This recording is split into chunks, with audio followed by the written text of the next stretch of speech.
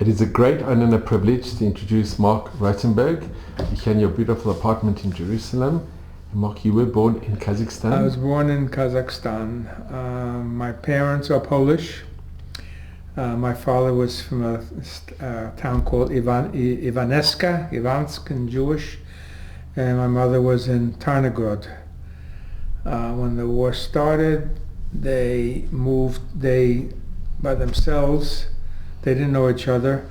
They went to Lemberg in Poland, which at that time in November, I don't know exact dates, November 30, after the war started, November, early December of 1939, was a divided city between the German and Russian forces.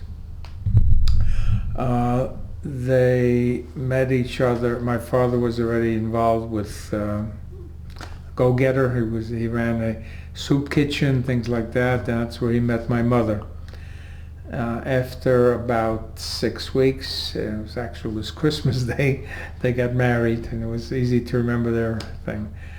At one point, I don't remember exactly what they told me. At one point, they were in the Russian zone.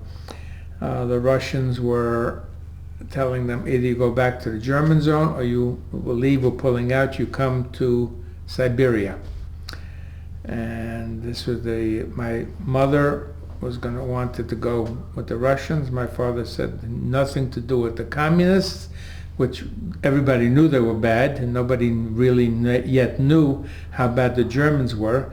And he wanted to go back to the German side.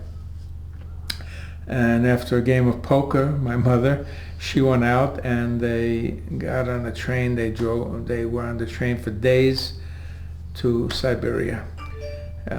Needless to say, the conditions were horrible. They always talked about after the war how they're going to get back and tell their families what they went through, but then they went through.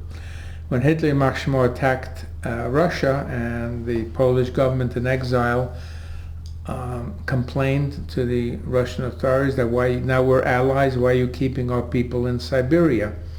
And that's when my parents were able to go to Kazakhstan.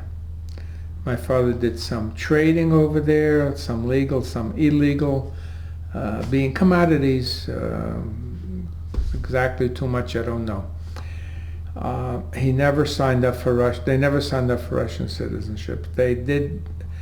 My father did make a few dollars. He was able to smuggle himself and bribe his way out of Russia, Soviet Union. It's a little hazy. They went back to Poland. There was nobody there. They were in Krakow for a while, and they made their way to the DP camps in Germany. We were in a place in Munich, which here I was already about 3.5. I remember the camps. Is that your first memories? I remember certain things. And I remember we were preparing at that time to come to Israel, and my father already bought a motorcycle, which he crashed into the wall, and the visa for the America came through, and they decided to come to America. And Mark, you were born in Kazakhstan? I was born in Kazakhstan, yeah. Do you know the date? June 26, 1944, or Hey Tammuz, whatever the Jewish year was at that time. So the war was still going? It was still... No, in 44 it was still going, yeah, 44. And they got out after the war, after in 45, that's when they started working their way to the border to smuggle themselves out back into... my father was dead set against, he was to stay in Russia. He was not going to stay in Russia. Mark, you have a picture, an amazing picture. This is Kazakhstan, that's me. That's my parents. I'm about 2, I guess, in this picture. So it must be 1946 after the war. This is a later picture of my parents.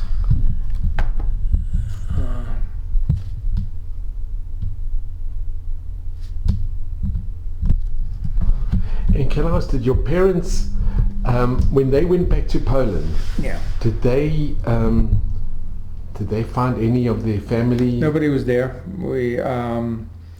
they found out when the actions were, and we kept yurtsites. After my father was nifter, I took over the yurtsites. In fact, I got my father's town is the Shabbos, the yurtsite. So I have the list of the names, uncles, of course grandparents that I never knew. And then I have also in Tarnograd, which was my mother's town, I was about 3 weeks later after that, when that action took place. Do you know where they were sent or if they were killed? Ivaneska went to Treblinka, and I was in Treblinka. There's a memorial there for that, Ivaneska. And Tarnograd, I don't like to read too much into it, so I'm not sure about where it was, where they went. And was any members of your mother, your father's family? Nobody. No one survived? No one survived. They only had an aunt in New York that she came to the United States before the war. She came in the early 30s. And can I ask, your parents, did they come from religious families? Yeah, they was religious families. So when they had their wedding on their Christmas Day, was it with a Rav? With a Rav, yeah. It was a proper wedding. It just, the war was on and it wasn't on. Lemberg was still held by Russia. Russia went and took half of Poland. So that... So it's actually quite unusual to have a wedding when the war just had started. A wedding is a chuppah kedushin, a couple of witnesses. I'm sure it wasn't like today's weddings, But...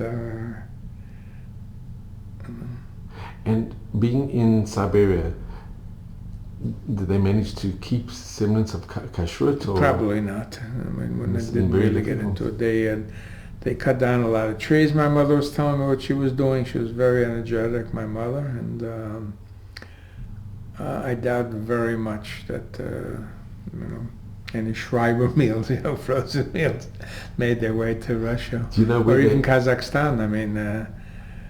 I didn't speak too much about it, but... Do you know any of the towns that they were in Siberia? Or? No.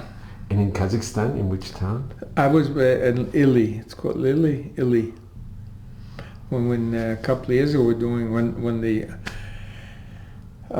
Berlin Wall went down and the communism evaporated, we started doing business with some Russian people. I was supposed to go to Moscow, and also my father said, well, we're going to go together to Kazakhstan, but it never materialized, that trip. I did do a Polish tour with the rabbi from Young Israel, Rabbi Moshe Teitelbaum from Young Israel in Cedarhurst. This was, I think, 1990, 1991. It was a very small tour. It was about 5-6 families. So it wasn't rigid, it wasn't anything. We were just looking at a book and said, Tarnograd, oh, my mom's from Tarnograd. So the bus went to Tarnograd, and we just pulled in, and somebody that I found out later, he wasted actually $100,000 to rebuild a shul, which is now a bookstore, a museum or whatever. It was a waste of money. There's no Jews left, is there? I'm sure there's no Jews left. There are no Jews. There's nothing like that. The Jews that I did see was funny. The caretakers of the Warsaw Cemetery, the Lublin Cemetery, they're all cut out of the same cloth. It's just I thought their brothers were just the married shiksas, but that's people who hid them. And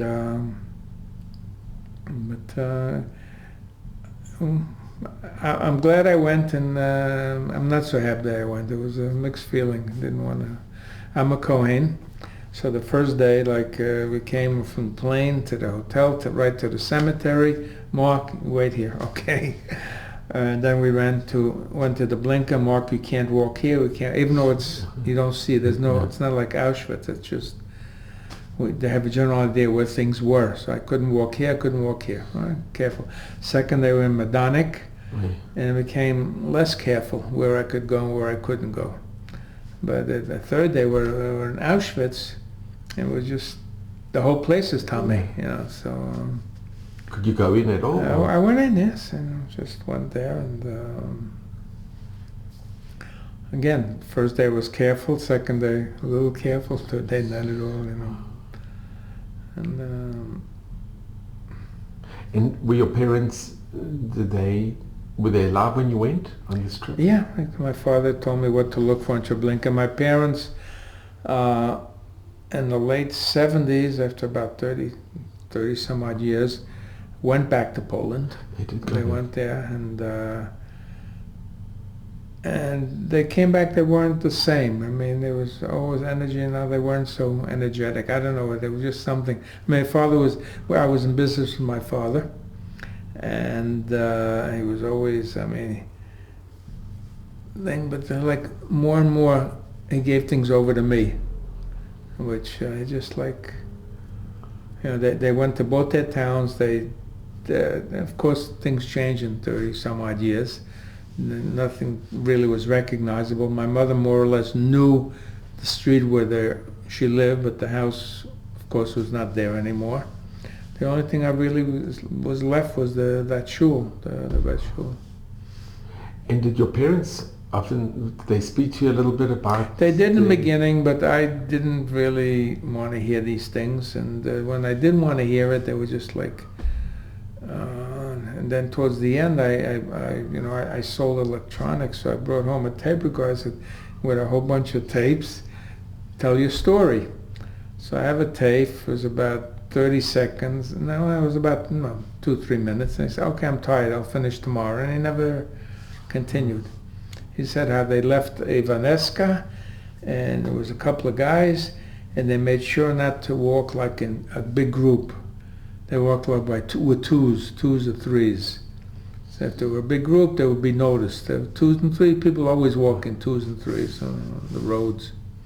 And did your mother decide to leave by herself as well? Mm-hmm. Your mother decided to leave her time by herself? Yeah, she left with a sister, an aunt of mine, and my aunt went back. She didn't want to stay in Lemberg. She went back to Tarnagrad. Didn't survive. This aunt, your patient Robin, that's my daughter's named after Rivka. Aunt Rivka, named after her. Wow. And Mark, did your parents, when they were in America, did they associate with most of the friends who were survivors? A lot of survivors. I remember I used to see numbers on people's arms. Of course, less and less as the years went on. Some second cousins did survive. I don't know too much about them. Sundays we'd get together. It was a wedding, whoever was left, and then it was the classic bakantas, like weren't family but survivors. People and either from before, not so much from before the war as after the war, from the DP camps. From finally when we got out of the DP camps, we're in Munich. Okay, and your earliest memories, is that from? It was a DP camp. And what do you remember? I remember they used to have this German Shepherd chasing the cats, killing the cat. There was I remember, and I don't know if I'm forcing myself to, but there was a band, and they were playing and something saying, "Israel is born." So I don't know if I'm making that up or if I'm forcing it, or if it really, I think it really happened. I didn't understand what it meant, Israel is born. It's just Israel, like I told my 2-year-old, my Robin, the man landed on the moon, What does she know, the man landed? So something, I'm pretty sure that was it. I remember when my mother was pregnant with my sister, she one time went to the doctor and wouldn't take me with her from the DP camp into the city, and yelling and screaming after my father. We got on a trolley car. And says, "Where is it?" Like, I didn't know, we just went around and around. But those things I remember. I remember trains going by, a big train, near the camp. I was playing with it on the rails. I remember the plane ride coming to America. And we came by plane, we didn't come by boat. And how old were you when you I went? was March 28, 1950, March 30th, 1950. I was what, 5.5. And we had stopped in Greenland or someplace. We just, I was sleeping most of the time probably, and then on a bus. And I remember we went into, we were supposed to go to Scranton, Pennsylvania with Hayas. And my father, being the man he was, he said, no, I like New York, very nice, and stayed in New York. And with some contacts, we started in the jewelry business on 47th Street, went to the watch business. And then he went back to Germany where he was working and for a couple of weeks to go organize, and then came back to America. And we started, at that time Germany was producing cameras. Eastman Kodak was there, and it was a company called Zeiss, and he was bringing in cameras. And there was a lot of competition and what was going on, and he dropped the cameras and he went back into the watches, some other stuff. When I was bar mitzvah, he went to one of his camera dealers and they said, oh, I'm going to have to buy a movie camera for the bar mitzvah. And the guy said, Jack, camera business is great, you know, this guy's doing this. So he sent off a letter to Germany and went back into the camera business. And this time was strong, was good. And then came in the late 50s, the transistor came out, which is related, the whole pocket ray transistor radios. So that became related. We became a consumer electronics company, which we basically started because of my bar mitzvah. He keeps telling me about that, you know. And Mark, how come the family didn't end up going to Israel? My father kept pressing a guy to come to Israel, not to come to Israel, and everything like that. And it was when they shalichim, and the guy, from what I heard, he said to him, if you can go to America, you should go to America. Really? And this was a shaliach? It was somebody in, I don't know, shaliach, somebody in with the government. If it was the right move or not, I don't know. You know, because I think my father could have made it here too. You know, well, he could have. He was. I mean,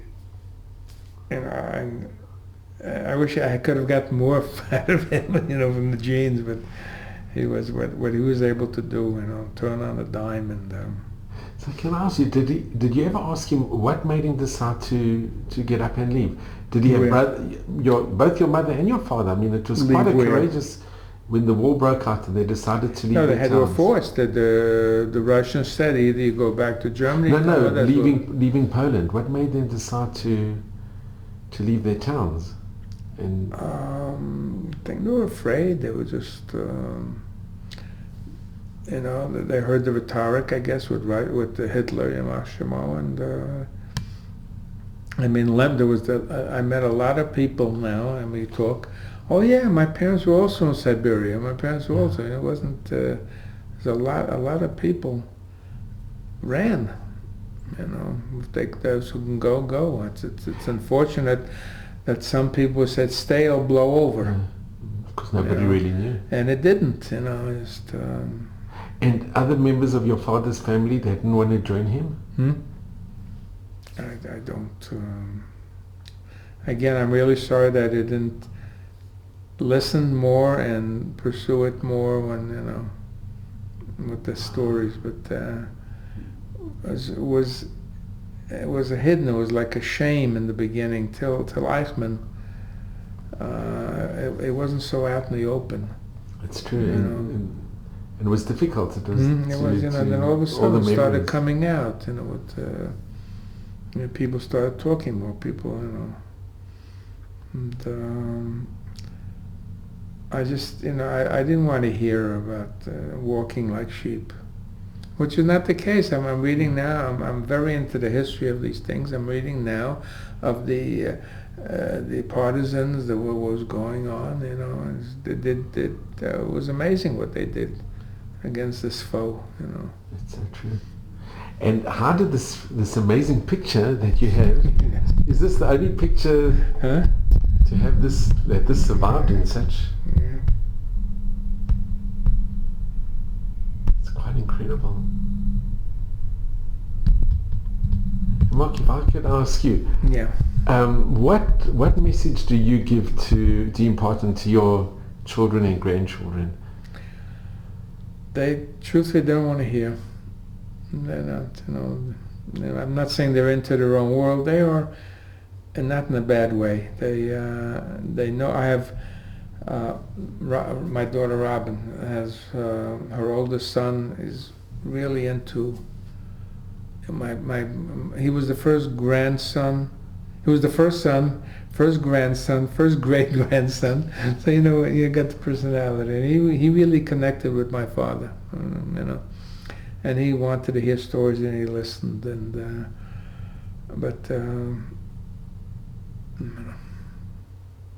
Wow, but was it always a dream for you to come to Israel, or for your family? Sorry? Was it always a dream or ambition to come live in Israel? When I came the first time in 1964, I sent that time the mail was 3-4 days between the states, and I was with family in Ramat Gan, and I said I was supposed to be for 3 weeks. It was in August. I said I'm going to stay through the winter, and a week later I got a letter. No, you're not. You're coming home. You're going to college. And then I got married a little late, a couple of years later, and you get bogged down with responsibilities. It was a nice place to come, but it was never a thought to come here. There's no coincidence in Yiddishkeit. We had an apartment in Miami Beach, and it was a small apartment. My mother wanted to buy it was my apartment. They lived there. I mean, it was bought for me, and they wanted to buy the apartment next door, make a hole in the wall, and my father was not into real estate. He didn't want to do it. And then 10 years later, after it was nifter, it's available again. And so my mother calls me in Miami, you want to buy it for investment, you'll come for, I never went for vacations to Miami, So I said, I'll talk to my wife, I'll talk to Olivia. And then, so that night I just mentioned to her, and we had never talked about this before. And she says, what do we need an apartment in Miami? If we're going to buy something, let's buy in Israel. Because she had a friend who bought, he says, well, we come to Israel, come to the King David. He come to the hotel. No, you come to Israel, you own an apartment, you open the drapes, it's your air, So we bought, and we'd come. And that time in 2003, the Intifada was going on. And my daughter, my son-in-law works, but decides to tell me they're doing Aliyah. And because not something, and I lived with us in our neighborhood. I did not nap on Shabbos. I used to play with my grandchildren that time at 3, 4, whatever. And I was, berserk. But once, a year later when they came and they weren't living in tents, they were living in nice and everything, so I calmed down everything down. Meanwhile, we had our apartment and we started coming, my wife every 2 months or so, me every 4 or 5 months. And my oldest grandson starts, now my wife is Israeli. She was born here in Israel. She left when she was 6. They went to Colombia, South America, to get a visa for America. So that's where I met her in the United States. Anyway, so my older grandson starts, you have to make Aliyah. It's like you're a kid before Bar Mitzvah. It doesn't count. You have to make the mitzvah with everything here, And by the way, he's a shepherd in Kochav HaShachar, 300 sheep or so, 250 sheep. He's a real Zioni, Zionist. And all of a sudden, my wife became Zionistic. And yeah, we have to do it every day. But we have family in New York, and I'm working, and I didn't. As long as I'm working, can't. And then, in business, it's always roller coaster. And something had happened. I mean, again, my consumer electronics. This took over the consumer electronics. This became the camera business, right?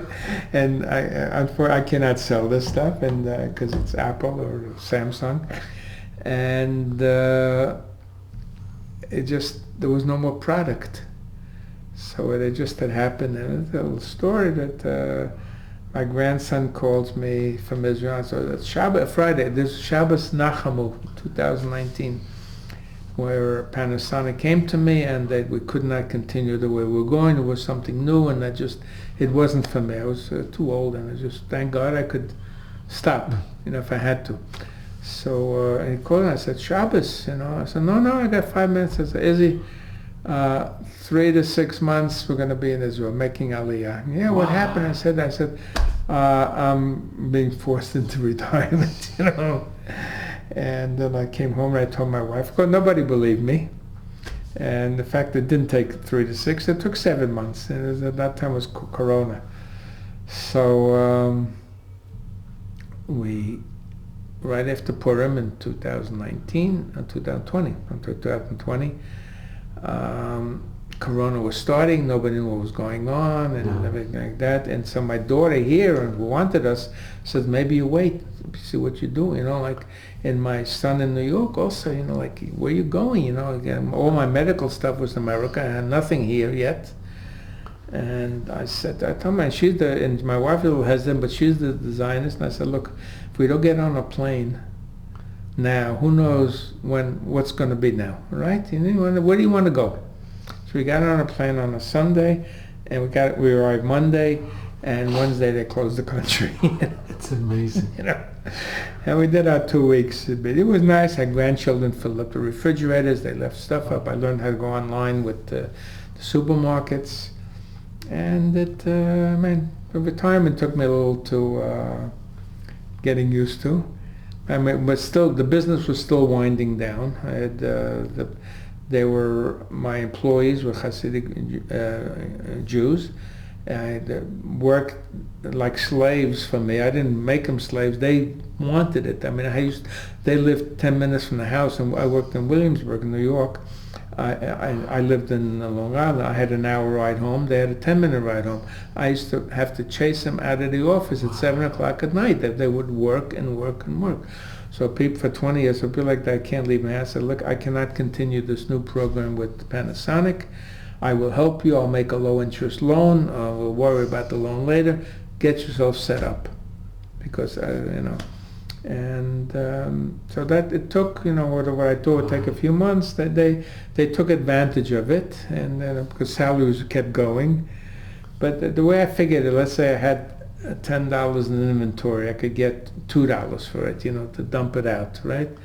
So what I did is the $10 I gave them $4 or $5, and I got $5 out of it. So I'm still ahead of the $2 with the dump, and I was, just more or less like that. And what, did your parents ever come here? Did they ever? Oh yeah, they kept coming. They were here a lot, and in fact, when my daughter came, my father was trying to talk him out of it. You live in New York, and and my mother said, "It's a good move with the Intifada, and it's a good move." I remember we spent the last Pesach, 2004. We all went down to my parents had that place in Miami Beach. So we all went down, spent Pesach in Miami Beach, and my father was just on my son-in-law and my daughter, and their minds were made. My father didn't know that the whole ringleader was my grandson, his favorite great-grandson. He was the whole thing. And then they came here a year later for Sukkot, when we were already here. We were on Jabotinsky. My neighbor, by the way, was Yitzhak Navon, a wonderful man, really a wonderful man. And you knew him personally? It's up the block, if you see that little house, that was my first apartment. It was the middle apartment. He cost me a lot of money, Yitzhak Navon. We gutted the apartment. He complained when you allowed to work at 7 o'clock, but he was sleeping till 8:30. So I told the workers, Kibbutz Rosh Hamdina, don't start working till 8:15. That's so from 7 to 8:15 I'm paying, but nobody could work. Anyway, so we had a sukkah. My father was he told my wife if her mother and her parents could see us now in Yerushalayim in the sukkah, he was happy towards the end. And every time it was business, I'm going to Israel. Okay, good. Have a good time. It's wonderful. Well, Mark, I just want to thank you. I'm just going to. It's amazing, but I cannot believe that you have this picture. This must be That's some more. But Mark, I just want to hold on. I just want to thank you so much. If you could just take a seat. Wow. I can stay. No. I'm very grateful to you, and thank you so much. And just, I'm in awe with this picture. Come and sit next to my show another one. I can't take it off the wall. Okay, but thank you so much. And you should just have nachas from. I'm blessed to have your daughter as a patient for many years. But you should just have mazel and bracha. Come. Let me show you someone. He's turning it off. Yeah. This picture is absolutely unbelievable. So you have a picture of your... This is, these two are my grandparents from my father's side. These two. That's an aunt I knew from New York. And this is all uncles and aunts. Anyway, so these two pictures, my grandparents, my father gave it to a painter and he extracted, he made these paintings. That's those pictures. It's magnificent. And can I ask, this picture, did it survive because it was sent to your aunt in America? Yeah, she had it, I guess, yeah. And this is a picture in... Somewhere in Germany here.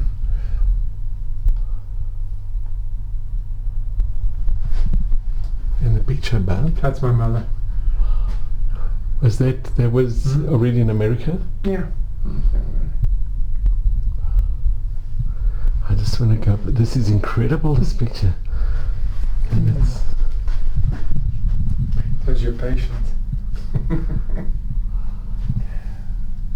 Well, that's me up there too. So that's Germany. And the one in the middle, it's... Oh, so yeah.